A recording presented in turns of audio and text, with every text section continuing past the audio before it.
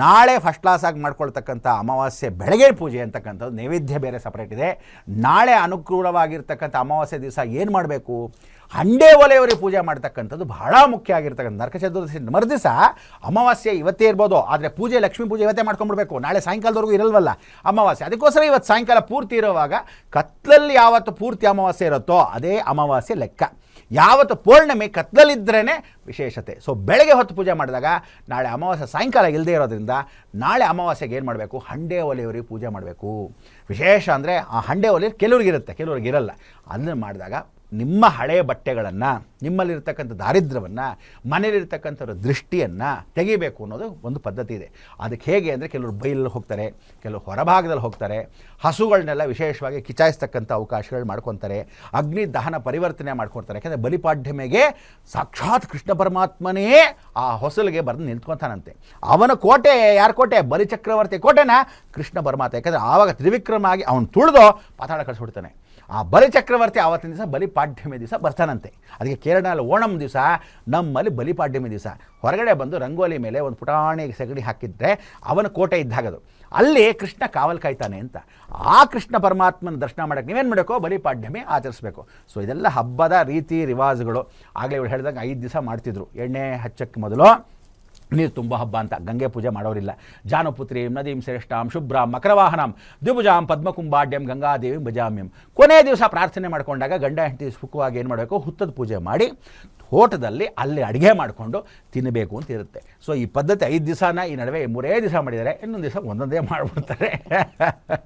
ಹೌದು ನೋಡಿ ಗುರುಜಿ, ಸಾಮಾನ್ಯವಾಗಿ ಹಳ್ಳಿ ಕಡೆ ಈಗಲೂ ಒಂದು ಸಂಪ್ರದಾಯ ಏನಪ್ಪ ಇದೆ ಅಂತಂದರೆ, ಪ್ರತಿಯೊಬ್ಬರು ಮನೆ ಕಟ್ಟುವಂತಹ ಸಂದರ್ಭದಲ್ಲಿ ನಾವು ಹಳ್ಳಿ ಕಡೆ ಮನೆಗಳನ್ನು ಗಮನಿಸಿದ್ರೆ ಗೊತ್ತಾಗುತ್ತೆ, ಮನೆಯ ಮೇನ್ ಡೋರ್ ಇರುತ್ತಲ್ಲ ಅದ್ರ ಪಕ್ಕ ಮತ್ತು ಈ ಸೈಡು ಲೆಫ್ಟು ರೈಟ್ ಎಡಭಾಗ ಬಲದಲ್ಲಿ ಈ ಗೋಡೆಯಲ್ಲಿ ಒಂದು ಈ ಆಕಾರದಲ್ಲಿ ಚೌಕಾಕಾರದಲ್ಲಿ ಒಂದು ದೀಪಕ್ಕೆ ಅಂತ ಹೇಳಿ ಜಾಗ ಮಾಡಿಟ್ಟಿರ್ತಾರೆ, ಗೂಡು ಮಾಡಿಟ್ಟಿರ್ತಾರೆ.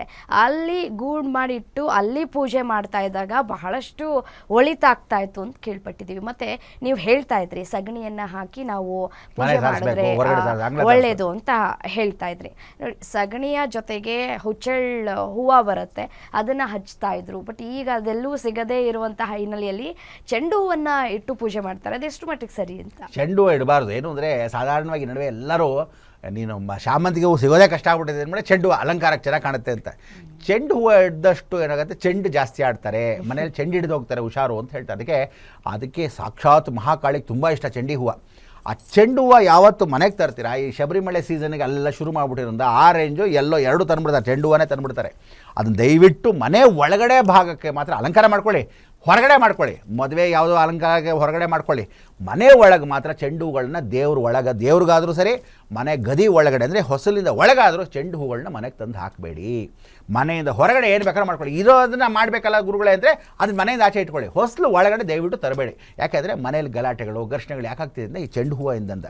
ಯಾಕೆಂದರೆ ಚಂಡಿ ಚಾಮುಂಡಿ ಅಂತಕ್ಕಂಥವ್ಳನ್ನ ಚಂಡಮುಂಡಾಸುರ ರಾಕ್ಷಸನ ಸಂಹಾರ ಮಾಡಿದಾಗ ಇವರಿಬ್ಬರನ್ನ ಮತ್ತೆ ಕ್ಷಮಾಪಣೆ ಕೇಳಿದಾಗ ಹೇಗೆ ಮುಖಾಸುರನ್ನ ವಧ ಮಾಡಿದ ಪರಮೇಶ್ವರ ಅನುಗ್ರಹವನ್ನು ಅವಳು ಮಾಡಿದವಳು ಮುಖಾಂಬಿಕೆ ಆಗ್ತಾಳೆ. ಹೇಗೆ ಗಜಾಸುರನ ಸಂಹಾರ ಮಾಡಿದ ಮೇಲೆ ಪರಮೇಶ್ವರನ ಗಜಾಸುರ ಅವನಿಗೆ ವಾಹನ ಆಗಿರುತ್ತೆ, ಇಲಿಗೆ ಇವ್ರು ಗಣಪತಿಗೆ ಇಲಿ ಆಗ್ತಾನೆ. ಹಾಗೆ ಈ ಚಂಡಮುಂಡಾಸುರ ರಾಕ್ಷಸ ಸಂಹಾರ ಮಾಡಿಗೆ ನೀವಿಬ್ಬರು ಚೆಂಡು ಹೂಗಳಾಗ್ಬಿಡಿರ್ತಾರೆ. ಅದಕ್ಕೆ ಆ ಚೆಂಡು ಹೂಗಳನ್ನ ಮನೆ ಹೊರಗಡೆ ಇದ್ದಾಗ ಅದಕ್ಕೊಂದು ಪೂಜೆನೇ ಕಾಡು ಪೂಜೆ ಅಂತ ಸಪ್ರೇಟ್ ಇದೆ. ಅಲ್ಲಿ ಕೆಲವರು ಇವತ್ತಿಗೂ ಮಾಡ್ಕೊತಾರೆ. ವನವಾಸಿಗಳಾಗಿರ್ತಕ್ಕಂಥವ್ರು ಬನವಾಸಿಯಲ್ಲಿ ಇವತ್ತು ನಡೀತಾ ಕಾರ್ಯಕ್ರಮ ನಡೆಯುತ್ತೆ.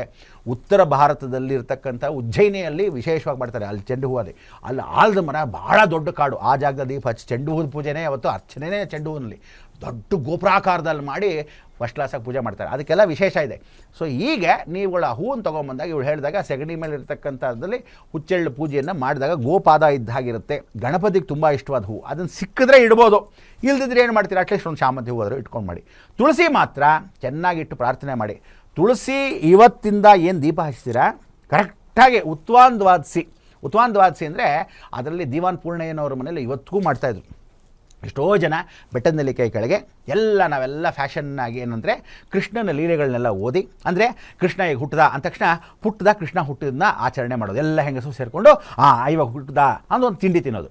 ಅದಾದಮೇಲೆ ಸ್ವಲ್ಪ ಮೇಳದ ರಾಧಾ ಜೊತೆ ಎಲ್ಲನೂ ವಿಶೇಷವಾಗಿ ಕೋಲಾಟ ಆಡ್ತಾರೆ. ಸೊ ಎಲ್ಲರೂ ಕೋಲಾಟ ಆಡೋರು, ಅದರಿಂದ ಅಲ್ಲಿಗೊಂದು ತಿಂಡಿ ಅದೊಂದು ತಿನ್ನೋರು. ಅದಾದ ಮೇಲೆ ಕಂಸನ ವಧ ಮಾಡ್ದ. ಕಂಸನ ವಧ ಮಾಡ್ದ, ಬಹಳ ಸಂತೋಷ ಅಂದ.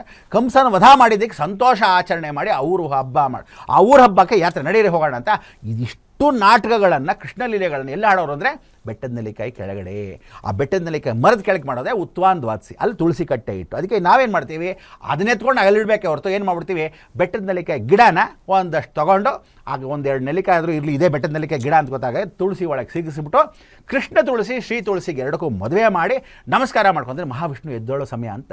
ಸೊ ಪದ್ಮಾವತಿ ಅಲ್ಲಿವರೆಗೂ ಇರೋದ್ರಿಂದ ನೀವು ದೀಪನ ಕನಿಷ್ಠ ಪಕ್ಷ ಬಾಗಿಲು ಹೊಸ್ಲಲ್ಲಿ ಮನೆ ಮುಂದೆ ಉತ್ವಾನ್ ದ್ವಾದಶಿವರೆಗೂ ಅಂದರೆ 15 ದಿವಸ ತುಳಸಿ ಹಬ್ಬದವರೆಗೂ ಮನೆ ಹೊಂದಿಗೆ ದೀಪ ಹಚ್ಚಬೇಕು. ಅದು ಏನೋ ಎಣ್ಣೆ ದೀಪ ಹಚ್ಚಿ ಯಥಾಶಕ್ತಿ ಪುಟ್ಟ ಹಚ್ಚಿ, ಇಷ್ಟಿಷ್ಟು ದೊಡ್ಡದೇನು ಬೇಕಾಗಿಲ್ಲ, ಬೆಳಗಿನ ಸಾಯಂಕಾಲ ಉರುಗಬೇಕಾಗಿಲ್ಲ, ಸಾಯಂಕಾಲ ಗೋಧೂಳಲ್ಲಿ ಹಚ್ಚಿ ಎಲ್ಲ ಒಳ್ಳೆಯದಾಗುತ್ತೆ. ಓಕೆ ಗುರುಜಿ, ಮಹಾಲಕ್ಷ್ಮಿಯನ್ನು ಯಾವ ರೀತಿಯಾಗಿ ಕೂರಿಸ್ಬೇಕು, ಯಾವ ರೀತಿಯಾಗಿ ಮಹಾಲಕ್ಷ್ಮಿಯನ್ನು ಕೂರಿಸಿದ್ರೆ ನಮಗೆ ಒಲಿತಾಳೆ ಅನ್ನೋದ್ರ ಬಗ್ಗೆ ತಿಳಿಸ್ಕೊಟ್ರಿ. ಮತ್ತು ಯಾವ ರೀತಿಯಾದಂತಹ ಹಣ್ಣು, ಯಾವ ರೀತಿಯಾದಂತಹ ನೈವೇದ್ಯ ಅನ್ನೋದ್ರ ಬಗ್ಗೆ ತಿಳಿಸ್ಕೊಟ್ರಿ.